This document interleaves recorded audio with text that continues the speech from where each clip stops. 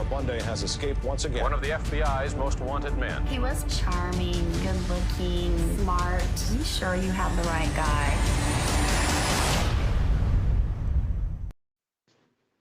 Theodore Robert Cowell atau Theodore Robert Bundy dilahirkan pada 24 November 1946 di Vermont, Amerika Syarikat.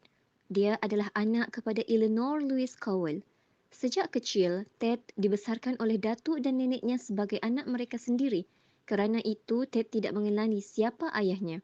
Ted juga percaya bahawa ibunya itu merupakan kakak kandungnya. Mereka sering menjadi mangsa datuknya yang kejam sebelum mereka melarikan diri ke Washington.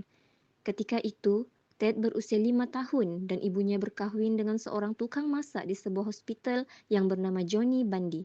Dan dari situlah Ted dikenali sebagai Theodore Robert Bundy. Ted Bundy adalah seorang penculik, perogol dan pembunuh bersiri sekitar tahun 1974 sehingga tahun 1978.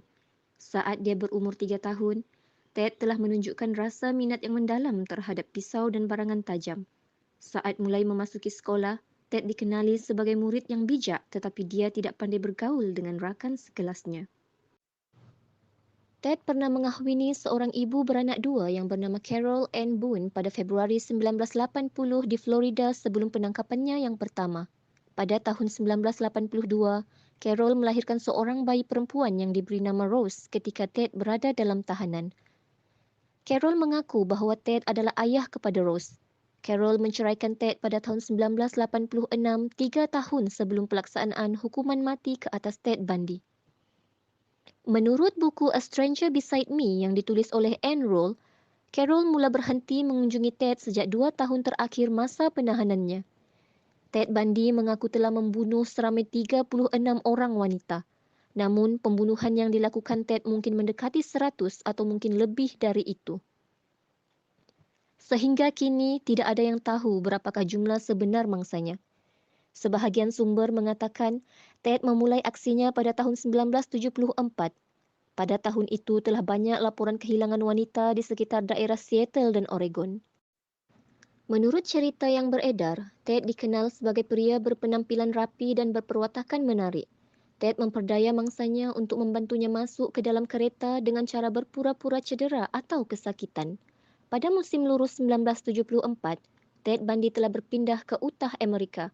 Setelah perpindahannya itu, pihak polis mulai menerima banyak laporan tentang kehilangan wanita. Di tahun berikutnya, Ted ditahan oleh pihak polis semasa memandu kerana memiliki barang-barang yang mencurigakan seperti besi, topeng muka dan tali di dalam keretanya. Setelah penangkapannya, polis mula menghubungkan Ted dengan kes-kes yang lebih berat. Pada tahun 1975, Ted ditahan atas kes penculikan Carol DeRoche. Carol adalah salah satu dari wanita yang berhasil selamat dari kejahatan Ted. Ted Bundy kemudian dinyatakan bersalah dan dijatuhi hukuman penjara selama 15 tahun. Namun pada tahun 1977, Ted berhasil melarikan diri sebanyak 2 kali. Saat itu dia didakwa atas tuduhan pembunuhan terhadap seorang wanita muda di Colorado. Saat perjalanan menuju ke perpustakaan mahkamah, Ted melarikan diri untuk pertama kalinya dengan cara melompati tingkap tapi ditangkap kembali setelah hanya 8 hari melarikan diri. Pada Disember 1977, Ted berjaya melarikan diri untuk kedua kalinya dengan cara melubangi siling di sel tahanannya. Setelah berhasil melarikan diri, Ted pun pergi ke Tallahassee, Florida. Pada malam 14 Januari 1978, Ted masuk ke asrama perempuan Chi Omega di Florida State University. Di sana, dia telah menyerang 4 wanita dan membunuh 2 di antaranya.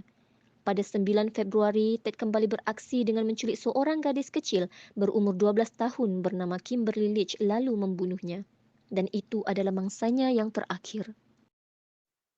Ted akhirnya berjaya ditangkap pada Februari 1978. Bukti yang terpenting dalam mengaitkan Ted adalah pembunuhan 2 wanita Chi Omega di mana terdapat bekas gigitan pada salah satu mayat tersebut. Bekas gigitan tersebut terbukti adalah milik Ted. Pada tanggal 24 Januari 1989 sekitar pukul 7 pagi, Ted pun menjalani hukuman mati dengan kerusi elektrik di Florida State Prison. Di luar penjara, orang ramai bersorak dengan kematian Ted.